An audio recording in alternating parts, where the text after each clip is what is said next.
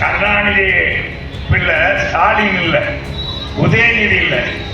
அவங்க எத்தனை நிதி வந்தாலும் சரி இந்த கட்சி ஆட்டவும் அசைக்கவும் முடியாது. எங்க ஆசை தீர்ந்தது. உலகம் பூரா சுற்றி பார்த்துட்டோம்.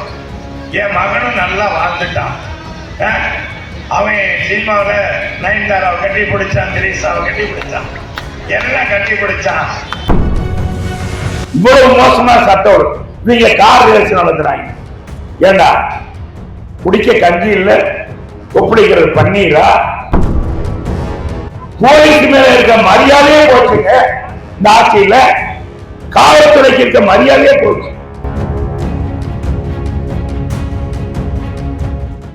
இங்க பாக்குறேன் 3 செல்வங்கள் பாருங்க, பேட்டி வயசு 3வது தலைமுறை இந்த கட்சி.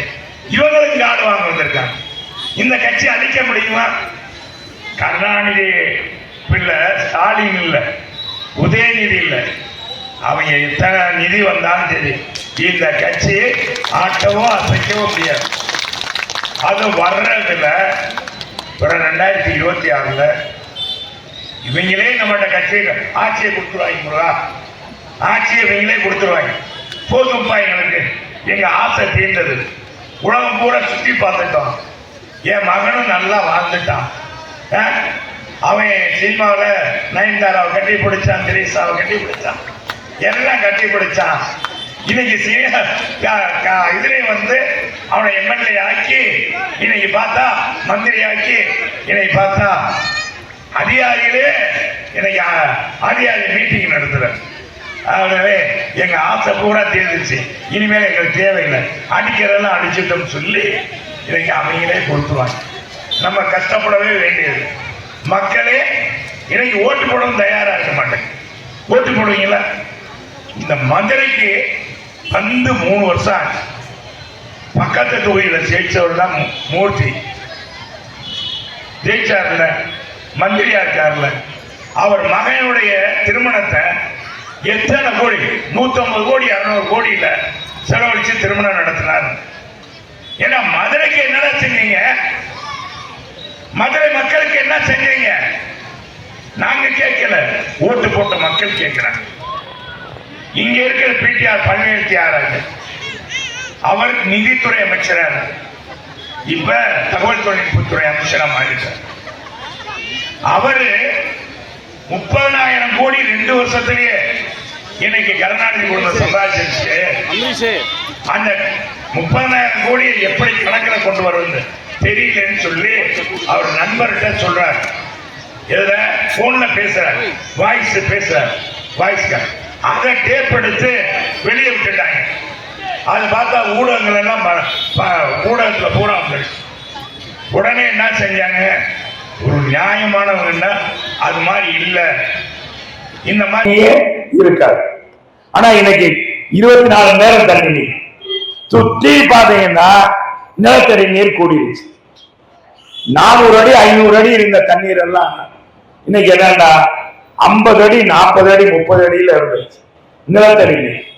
சுற்றி பாத்தீங்கன்னா இங்க இருக்கிற வண்டியூர் கண்மாய், அதே நம்ம எடப்பாடியால் தான் ஆழப்படுத்தி அகலப்படுத்தி குடிமராமத்து பண்ணதுனால இன்னைக்கு நீர்நிலையெல்லாம் கூடி மழை நீர்லாம் இன்னைக்கு தேங்க வைத்ததுனால இன்னைக்கு என்னன்னா குடிநீர் இன்னைக்கு தட்டுப்பாடு இல்லாம இருக்கு.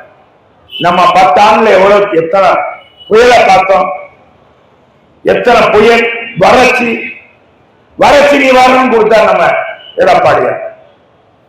அப்படி நம்ம ஆட்சியில இருந்தாலும் கூட மக்களை கசக்கி பிடிக்காம பெரிய கஜா புயல் வந்தது, சுனாமி வந்தது. அம்மா காலத்துல சுனாமியிலிருந்து மீட்டெடுத்தார நம் தாய் புரட்சி தலைவி அம்மா. நீ புரட்சிக்கிறோம். கிளின்டன் அவர் அமெரிக்காவுடைய அதிபர் சுனாமி பாதித்த பகுதியில பார்க்கிறார். முதல்ல இந்தோனேசியாவுக்கு போறார். இந்தோனேசியாவில் போய் பார்த்துட்டு தமிழ்நாட்டுக்கு வர்றார். தமிழ்நாட்டை பார்த்துட்டு அவர் சொல்றார், சுனாமி வந்த சுவடே தெரியாமல் இன்னைக்கு அந்த மக்களை காப்பாற்றிய உங்க முதல்வரை பாராட்டுறேன்னு சொல்லி பாராட்டிட்டு போனார். எங்க அம்மாவை பாராட்டு அமெரிக்க அதிபர் ஹிலாரி கிளின்டன் வந்தார். அம்மாவுடைய திட்டங்களை பார்த்து, அம்மாவுடைய செயல்திறனை பார்த்து கோட்டைக்கே வந்து ஓடோடி வந்து இந்தியாவிலே ஹிலாரி கிளின்டன் பார்த்த கிளின்டனுடைய மனைவி, வெளியூர் அமெரிக்காவுடைய வெளியுறவுத்துறை அமைச்சர், அவர் பார்த்த ஒரு தலைவர் யார் என்றால் நம் அம்மா. அன்னைக்கு இருந்த பாரத பிரதமர் மற்ற முதல்வர்கள் அம்மாவைத்தான் வந்து பார்த்தார். அப்படி திறமைமிக்க ஆட்சியில் அதே மாதிரி நம்முடைய எடப்பாடியார் நமக்கான திட்டங்களை கொண்டு வந்தவர்.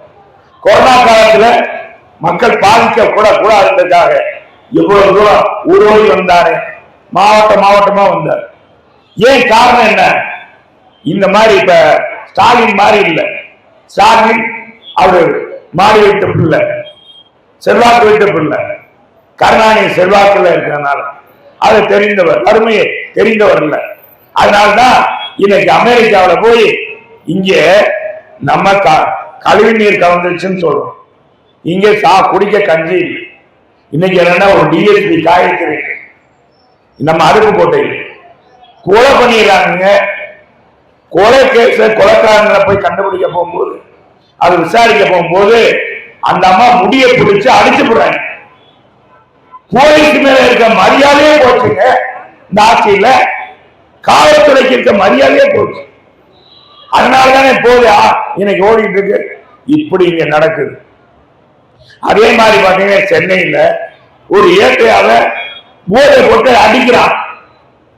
இன்னைக்கு என்னன்னா தொலைக்காட்சியிலும் யூடியூப்ல உடனே கூட வந்துருக்கு செய்தி. இவ்வளவு மோசமா சட்டம். நீங்க கார் ரேஸ் நடத்துறாங்க. ஏண்டா குடிக்க கஞ்சி இல்ல, கொப்பளிக்கிறது பன்னீரா? நீ உலகம் சுற்றுறீங்க. இதுக்காக மக்கள் ஆட்சி அதிகாரத்தை உங்க கொடுத்தாங்க. மக்களை சுபிட்சமாக, மக்களை சந்தோஷமாக வைத்து விட்டு நீ போயிருக்கணும். இப்ப என்ன, இங்க உள்ளூர்ல இருக்கிற முதலாளிகளுக்கு மின் கட்டணத்தை ஏற்றிட்டு இங்க இருக்கிற சிறு குறு தொழில் எல்லாம் இன்னைக்கு மின் கட்டணம் உயர்வுனால, இந்த ஆட்சியில கொண்டு வந்ததுனால ஏறத்தாழ 20% தொழிற்சாலை மூடிட்டாங்க. இன்னைக்கு வெளிநாட்டுல முதலீடு ஈர்க்கின்ற சொல்லி போய் என்ன செஞ்சீங்க? அமெரிக்கா போனாரு, இப்ப போயிருக்க. முன்னால பிரான்ஸ் போனாரு, அரேபிய கண்ட்ரி போனாரு, ஜப்பான் போனாரு, மலேசியா போனார், சிங்கப்பூர் போனார். இப்படி சுத்திட்டே இருக்க. இப்படி போய் செய்யறதுனால என்ன பிரயோஜனம்? இப்ப நீங்க கூட ஒரு செய்தி படிச்சு, அது என்ன தெரியுங்களா? பாப்கார்ன் ஒரு கம்பெனி, வெளிநாட்டு கம்பெனி, இந்த செல்லாம் உதிரிப்பாங்க தயாரி வெளிநாட்டு கம்பெனி ஒரு ஈர்த்துட்டு வர்றாருல, அந்த கம்பெனில ஒண்ணுமா சகோதரியில கேளுங்க. நாட்டுல எங்க எவ்வளவு அறாத எங்க நடக்குது பாருங்க. அரசாங்கத்தோட உத்தரவு பேர்லயே அது நடக்குது. பெண்கள் வேலை பார்க்க, ஆண்களும் பெண்களும் வேலை பார்க்க 14,800 பேர் வேலை பார்க்க. எவ்வளவு 17,800 பேர் வேலை பார்க்கிறாங்க. இந்த 800 பேர்ல கல்யாணம் ஆக வேண்டியிருந்தா அந்த பெண்களை அங்க வச்சுக்கிறாங்க. எவ்வளவு கொடுமை பாருங்க. கல்யாணம் வரைக்கும் தான், கல்யாணம் ஆக வேண்டிய அந்த வேலைக்கு வச்சுக்கிறாங்க அந்த கம்பெனியில. கல்யாணம் ஆகிட்டா அதை வேலை விட்டு நீக்கிறாங்க. எப்படி ஒரு அராஜகம்! என்னோட ஆணுக்கு பெண் சமம்ன்றீங்க. ஏன்னா இன்னொரு ஆட்சியில் நடக்குது. இந்த அட்டூழியத்தை கட்டி கேட்கிறீங்களா? 17,800 பேர் பாக்குறாங்களா? பெண்கள் திருமணமானா அங்க வேலைக்கு இருக்கக்கூடாது. காரணம் என்னன்னா, வீட்டு சுமை வந்துருமா, குழந்தை பெற்றுக்குவாங்களா, லீவு கேட்பாங்களா, இப்படி எல்லாம் இருக்கிறதுனால நாங்க கம்மி. இது உத்தரவே இருக்கா, அரசாங்கம் போட்டு கொடுத்திருக்காங்க. எவ்வளவு மோசமான இந்த தொழிலை முதலீடு இருக்கிறது தான் இப்ப நம்ம ஸ்டாலின் போயிருக்க. சிறு குறு தொழில் நடத்துற நம்ம அம்மா ஏழை எளியவர்களுக்கு வேலை வாய்ப்பு கொடுக்கிற அந்த கம்பெனிகளுக்கெல்லாம் இன்னைக்கு மின் கட்டணத்தை உயர்த்திட்டு இன்னைக்கு அவங்க பெற எவ்வளவு இடம் ஃப்ரீ, மின்சாரம் ஃப்ரீ, தண்ணி ஃப்ரீ அவங்களுக்கெல்லாம் வெளிநாட்டு கம்பெனி. இதை இதை போய் தொழிலை ஈர்க்கிறதுக்கு இவர் முதலமைச்சர் போயிருக்கார். என்னை நீங்களாம் புரிஞ்சுக்கணும். ஏன்னா இந்த ஆட்சி நமக்கான ஆட்சி இல்லை, ஏழைவாளையருக்கான ஆட்சி இல்லை. ஏழைகளின் ஒரு கற்பக விருட்சமாக இருக்கக்கூடியது அண்ணா திராவிட முன்னேற்ற கழகம் ஒன்றுதான் என்பதை நீங்களாம் புரிந்து கொண்டு, எனவே தாய்மார்களை உங்களால் வளர்க்கப்பட்ட இந்த இயக்கம், உங்களால் அரியணையில் அமர்த்தப்பட்ட இயக்கம், 32 ஆண்டுகள் நல்ல ஆட்சியை கொடுத்த திட்டம் கொண்டு வந்தது இந்த அண்ணா திராவிட முன்னேற்ற கழகம். இந்த இயக்கம் இன்னும் 100 ஆண்டுகள் இங்க இருக்கிற நம்மளுடைய பிள்ளைகள், நம்முடைய சந்ததிகள், இந்த சந்ததிகளுக்கு நல்ல எதிர்காலத்தை உருவாக்கக்கூடிய ஒரே கட்சி அண்ணா திராவிட முன்னேற்ற கழகம், அவருடைய பொதுச் செயலாளர் எடப்பாடியார் என்பதை புரிந்து கொண்டு, இன்னைக்கு பாத்தீங்கன்னா நம்ம பிள்ளைகள்லாம் இந்த ஆட்சியில போதைக்கு அடிமையா இருக்காங்க, மாணவ செல்வங்கள்லாம் அடிமையா இருக்காங்க, மாணவிகளே அடிமையா இருக்காங்க. இதையெல்லாம் மாற்ற வேண்டுமானால் வர 2026ல நீங்க மாற்றி நம்முடைய தமிழகத்துடைய முதல்வராக கழக பொதுச் செயலாளர் எடப்பாடியாரை முதலமைச்சராக ஆக்க வேண்டிய பொறுப்பும் கடமையும் இங்க இருக்கிற நம்ம இடத்துல இருக்கு. இதை நீங்க எல்லாம் திண்ணை பிரச்சாரமாக பண்ண வேண்டும். காய்கறி போறீங்களா, அங்க போய் சொல்லணும், ஏமா இந்த காய்கறி வெண்டைக்காங்க உடிச்சு பாக்குறீங்க, முடிச்சு பாக்குறாங்க, வெண்டைக்காய் கத்திரிக்காய்ல தட்டி பாக்குறீங்க. இந்த ஆட்சி அமைந்து இப்ப 3 வருஷம் ஆச்சு, என்னமா செஞ்சிருக்காங்க? அன்னைக்கு அரிசி எப்படி இருந்துச்சு, இன்னைக்கு அதே ரேஷன் கடைக்கு போனீங்கன்னா என்ன சொல்லணும்? ஆமா, அந்த காலத்துல எப்படி ரேஷன் பொருள்லாம் கொடுத்தாங்க, இன்னைக்கு ஒழுங்கா கொடுக்குறாங்களா? அரிசி எப்படி அரிசி எல்லாம் போட்டாங்க, இன்னைக்கு கொடுக்குறாங்களா? அப்படின்னு நீங்க பேசினாலே அதுதான் நம்முடைய ஆட்சியில அமரும். செய்வீங்களா? செய்ய மாட்டீங்களா? நல்லா சொல்லுங்க. நம்ம ஆண்டவன் என்னக்கா என்ன சொல்லுங்க? சரி, எடப்பாடியாரே முதலமைச்சர், அதுதான் நமக்கு ஒரே வழி. ஏன்னா சாதாரண குடும்பத்துல, விவசாய குடும்பத்தில் வந்தவர், நம்ம நிலையை அறிந்தவர், புரட்சி தலைவர் அம்மா வழியில நல்லவர், வல்லவர், சிறந்த நிர்வாகி. அவரை முதலமைச்சராக்க வேண்டிய கடமையும் பொறுப்பும் நம்மிடத்துல இருக்கு. காடை வாங்கிட்டு போறவங்க நீங்க காடை பத்திரமா வச்சிருங்க. நம்ம ஆட்சிக்கு வர்றது உண்மை உறுதி. 2026 நமக்கான ஆட்சி, நமக்கான முதல்வர் எடப்பாடியார் என்பதை நீங்க எல்லாம் உணர்ந்து, இதற்காக நாம் இன்றே பிரச்சாரத்தை தொடங்குவோம்.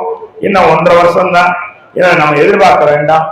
இப்ப இருந்தே ஆரம்பிச்சோம்னா ஓடி போயிடும் என்பதை தெரிவித்து, இந்த அருமையான வாய்ப்பை உருவாக்கி கொடுத்த தம்பி முருகனுக்கும் தம்பி ஹரி அவர்களுக்கும், அன்பிற்கினிய இங்க வந்திருக்க ஒற்றைக்கலை செயலாளர் அத்தனை நல்ல உள்ளவர்களுக்கும், கலந்து கொண்ட தலைவர்களுக்கும், இதுவரையும் கேட்ட உங்களுக்கும் எல்லாருக்கும் வணக்கம், வணக்கம், வணக்கம்.